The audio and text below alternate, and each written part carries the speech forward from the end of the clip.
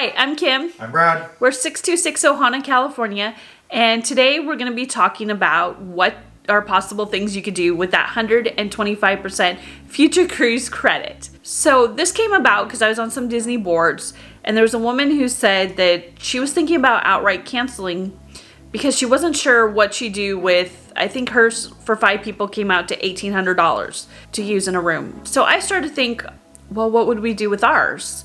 Ours was going to be, because we changed weeks, different things, it was going to come out to be $1,600 roughly for a future cruise credit, which is put on your room when you sail next time.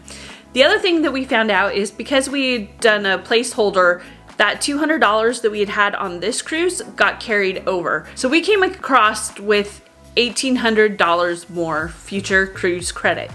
So I started to think like this woman and think, was it possible to spend that kind of money? What would we do with that? So first thing I thought about was spa day. The little pampering, what can we do with this money that Disney's giving us to keep us kind of coming back when times are tough instead of just taking the money back? We've all had a cruise canceled or about to be canceled or changed. It's something to keep us coming back and not just take that money. And I'm sorry, we're in the same boat, so to speak. And we look forward to our future cruise. We know it's farther out. It is nice to think that maybe we're not gonna have to budget the same way. Maybe this could kind of be like a dream trip for us. The other thing is, when I talked to the cast member on the phone, she said I could use this to upgrade a room. So if we had not had a veranda already, we may have thought about upgrading. Had we had an inside view to get a porthole or a veranda, I probably would have used the money towards that. You could also use that future cruise credit to maybe take a longer cruise, go someplace else, things like that. I thought about it. I also am trying to convince Brad of, hey, maybe we could put that towards a second cruise. Not gonna happen. I've heard some cast members have allowed people to do that, and I've heard others have said no. So I think that's a little bit of a gray area that can change daily. As of everything at Disney, prices, everything is subject to change. This is as of right now. So this is what we're working with. So we're gonna take a walk on over and take a look at the board, and I just priced out a lot of things that I would wanna do, or Brad or Hayden, look at things as maybe upgrading excursions. Maybe you thought, like Brad and I on our first 2 cruises we went on, we really couldn't afford any excursions back then. So we probably would have added an excursion if we had had that kind of money back then. Maybe we would have looked at something extravagant that instead of a cheaper excursion, now we could kind of have a little bit more fun with that money. So it's things like that. So let's take a look. Okay, so we're starting to think about things that maybe we already spend money on the cruise. Brad usually likes a beer when we're on a cruise or vacation. So I figured what about 2 beers a day for the 7 days, so twice a day, would come out to $73.50. The one thing with the beer is Disney Cruise Line does let you take on 6 beers per person when you come onto the ship, as long as you're over 21, so you can't try to say your kid gets beer so that you can have extra later. But when you go into ports, so say you're in the Caribbean, you want to bring that red stripe on instead of paying $5.25 a beer.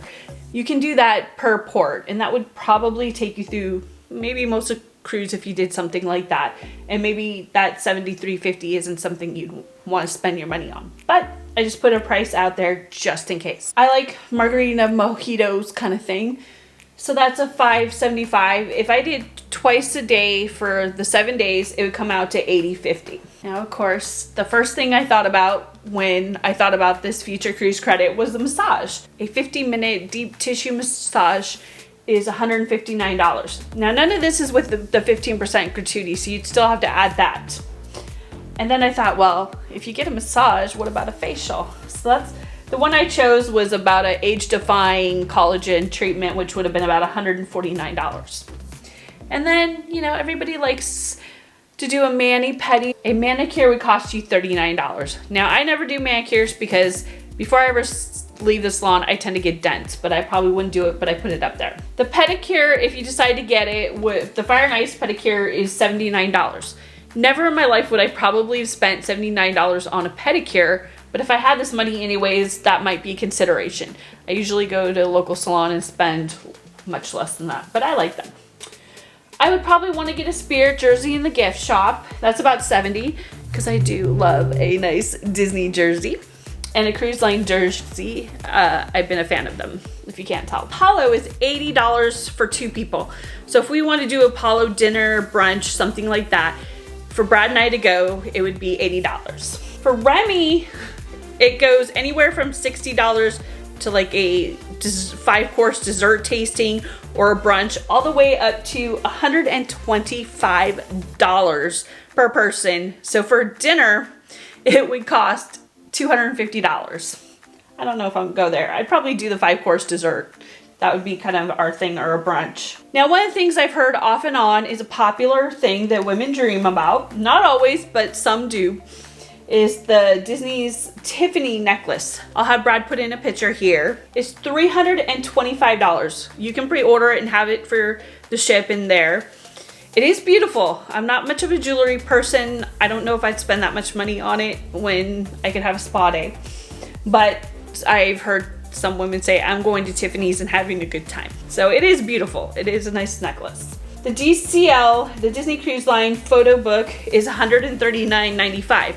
That cruise book is a hardcover pictures that you can put together, and what that does is it reminds me of a scrapbook in a way, where it has the photo pages with Mickey and Cruise and all kinds of things, and you pre-pick, I think it's 39 photos, and it's a really nice souvenir. Now, I may not normally do something like that, but I would probably splurge on this trip. So it reminds me of kind of that, a really nice scrapbook of pictures, an album already pre-put together.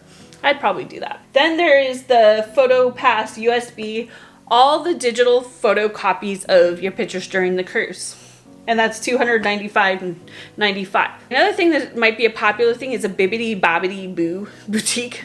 That can go anywhere from $99.95 that can go all the way up to $595 for whether it's a Extreme Royal Princess package or a Star Wars makeover, or the boys pirates and girls pirates and things like that. That might be kind of fun, but I wouldn't do it, so I didn't put it on our list up here. Internet packages, we had a really hard time finding prices. I think those all really depend on where you're at and how long and things like that and how much you use. So it may be something that you would use towards an internet charge. So the total cost would be $1,550.89 if I did everything in just this first column on the ship and didn't ever consider any kind of excursion. Wow, fun time on a Disney cruise can really add up. So yeah, you could easily get past that $1,800 future cruise credit on a room. So we're going to take a look at what would this look like if we just looked at excursions, because that themselves are pretty expensive. Like I said, maybe you want to upgrade and do a nicer excursion. So we're going to take a look as if this were a Caribbean cruise we were going on. We're not going to tell you which, because we're going to leave it a surprise for next year. So if we went to Tortola Bass, that's kind of a popular excursion for that port. It's usually $136 per person. For 3 of us, it'd be $408. Wow, who knew? When you see the 136, you don't times it, and it seems like it's a lot cheaper. If we went to St. Thomas, probably our family would do the St. Thomas Castaway Sail and snorkel to Shipwreck Cove. It's usually $69 per person. For all 3 of us, it would cost $207. Next is a big one. This is like a huge thing that a lot of people would love to splurge on. We're going with my parents on this cruise. My dad would think sitting in a Castaway Key cabana would be his idea of a perfect day. So for the 5 of us, we could actually, up to 6 people, can be in the Castaway Key cabana, and it'd be $549. That there takes out a huge chunk of your future cruise credit. But if that's kind of your dream idea and fun and you can get one, why not? Castaway Key has an extreme adventure. It kind of includes a 1-hour bike ride, your snorkeling equipment for a day, and rafts, floats for the day. For the 3 of us, well, it's $88 per person, and it kind of gives you something to do, lounge around, explore a little bit. I could see that being a really nice excursion for $88 per person, and for the 3 of us, it would be $264. So that adds up. I could see Hayden wanting to hang out with the teens, and Brad and I maybe having a few hours on the beach of R&R and letting Hayden do the Wild Side Teen Adventure, which would be with the Edge teen club and counselors and things like that, and they have kind of a little place they go on a bike ride and snorkel and all kinds of things, and that'd be $54.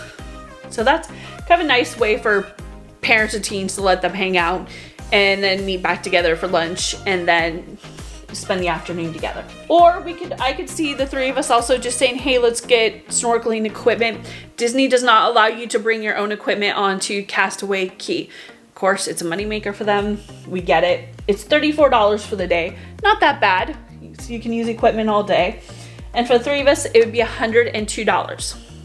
So if we looked at the Tortola baths, the St. Thomas Castaway Sail and Snorkel Shipwreck Cove, and I think we decided on the Castaway Cay Extreme. For us, the excursions for three would cost $879.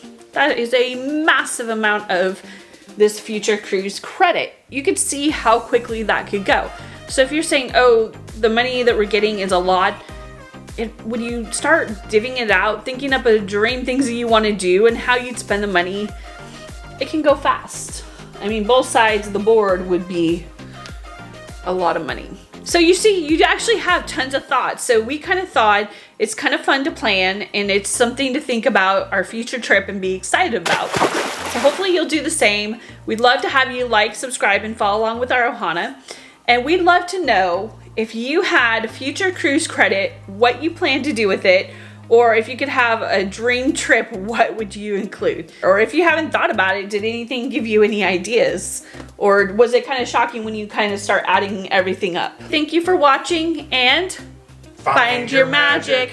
Bye, everyone.